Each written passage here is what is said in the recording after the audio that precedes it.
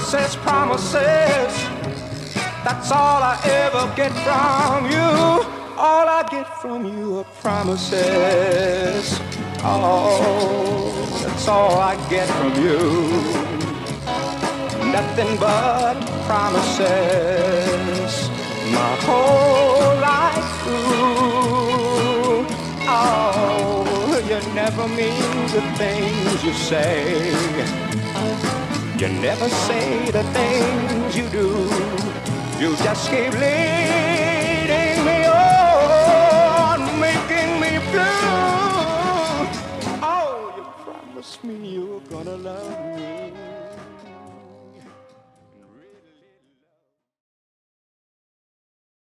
On January 3rd, the United States launched an attack on Venezuela and captured their dictator, Maduro. What followed was a lot of celebration, speculation, and mental retard. And while opinions on what the future for Venezuela vary, one thing that's for sure is something that came out of it is a clear sign of what we're going to be seeing a lot of in the future. AI propaganda.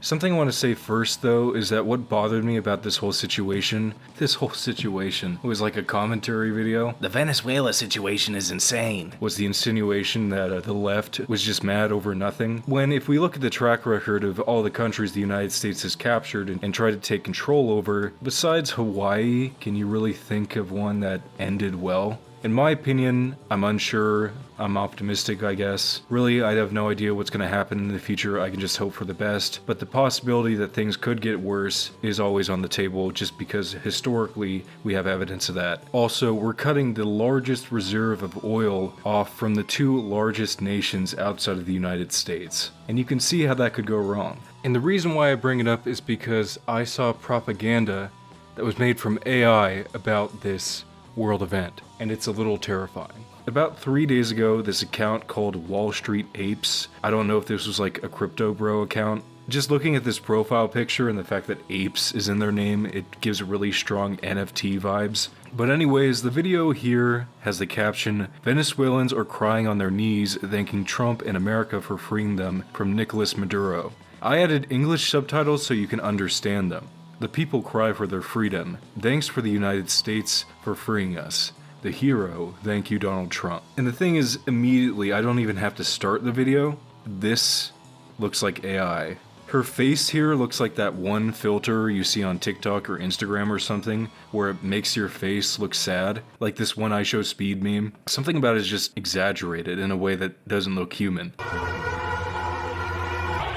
What was that transition? I think with this one, it's something about the lighting. The background looks like you turned on super bright in Minecraft, and the sky, it's just, something about it looks off. It looks like GTA San Andreas. This is the most blatant one in the background. Look at the amount of stars that are on this Venezuelan flag. I was able to clock that this was AI immediately, like I said. I mean, the amount of stars just changing should be enough evidence. And the weird thing about this is, as we know, there were a lot of people celebrating this. Real people who are actually happy filming themselves and posting it online. This feels like a test run. They're taking something that we do have evidence of being 100% real, and then throwing in some AI videos in the mix. And when I say they, you might have a picture of who I'm talking about in your head, but in reality, every government is going to be using AI in the future for propaganda. Another issue with AI propaganda is that in a situation like this, either political side could blame each other. The left could look at this and be like, oh look, the right wing is generating footage to try and prove something that isn't real. Or people on the right could say, oh well, the left put this up because they're trying to muddy the waters on a real situation and make people question if something's actually happening. And this will be the case vice versa. The thing is, right now, AI has improved a lot, but I think as long as these kinds of videos that are trying to look like vlogs are coming out, there's always going to be some things that you can look at to identify if it's real or not. For example, even if the footage looks perfect, you can look at the background and see if there's any real location in Venezuela or wherever the footage is supposedly supposed to take place. Or the most surefire way, in these examples where it's supposed to look like a video somebody uploaded to their social media page, you can just reverse image search or try to find out who exactly this is, and if there's no results and it's supposed to be a recent event, that'll be a smoking gun.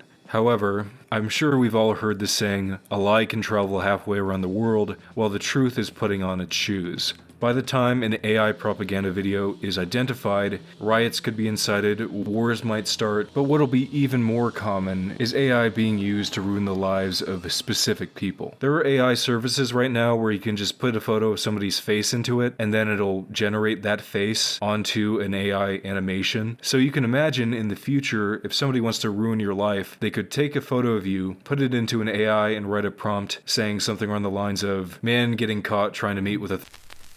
And now there's a fake video of you being approached by predator poachers or some other adjacent fictional predator catching organization that can be posted anywhere. And while for influencers, because they're going to have more receipts and evidence, it might not be as big of an issue, for a normal person, it's a death sentence. Every single predator is going to say, "Oh, it's fake. Oh, no, that didn't happen." And if at the moment you can't prove that it isn't you in that footage, everyone is just going to assume you're guilty immediately. I mean, that's how things already are with false allegations. And even after they're proven innocent, their lives and reputations can still be destroyed because, oh, that's the guy who got accused of...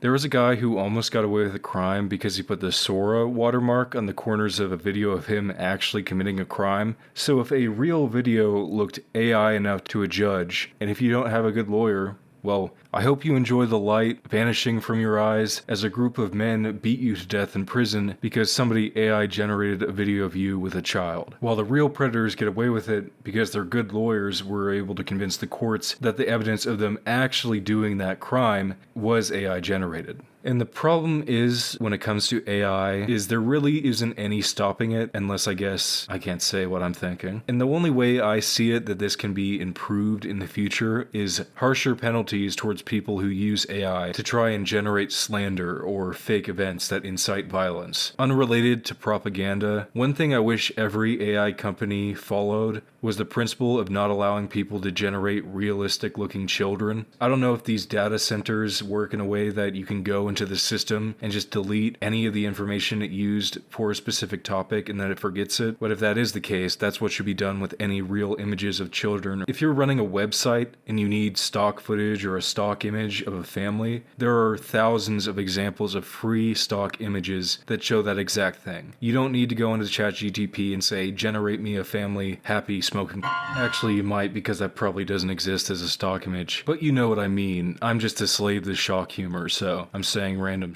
In conclusion, we have a situation where people are, for some reason, AI generating videos of things that are actually happening. And my assumption is that it's a test to see how people react. Speaking of reactions, I'll go into the comments here. So there was an argument here where a verified account, I have a slur of them that I won't repeat, says, who cares what it says, but somebody corrects it and says, it's AI, and she says, no it's not. Grok said it's not AI. And here's the thing, the tweet was community noted, which isn't necessarily Grok, but Grok did initially say the video was real. However, more prodding in the comments led it to admitting that it wasn't real, because another thing that bothers me are people who use AI bots instead of Google now to look up information. I would say asking Grok a question is kind of like asking your super smart friend something, in the sense that even if they're really high IQ and know a whole ton, they have a photographic memory, there is still a small chance that they're going to mess something up. So it's always better just to go onto the official sites for information. So for example, you're not stuck in an airport or something because Grok said you didn't need a passport. I was able to immediately see how flawed these AI's responses are by looking at people who are using it to code. And if you've seen people use it to code, it's pretty good. However, you do need to work with it a bit, and it's not always going to be perfect. For simple questions, sure. However, if you need detailed information on something, you shouldn't just be using ChatGPT. You should be doing actual research, because it's well known that AI isn't always accurate. That's all I wanted to say for today. There are definitely scary times coming up in the future. Remember to subscribe to the Mr. Epic on YouTube.com. And if you didn't like the video, I don't know, just go watch Fat Pie episode 2 or something. What is the point?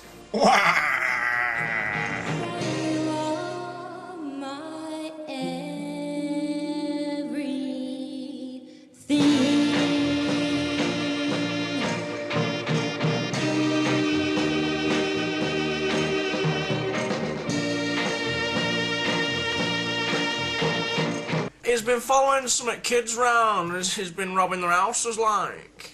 Excellent.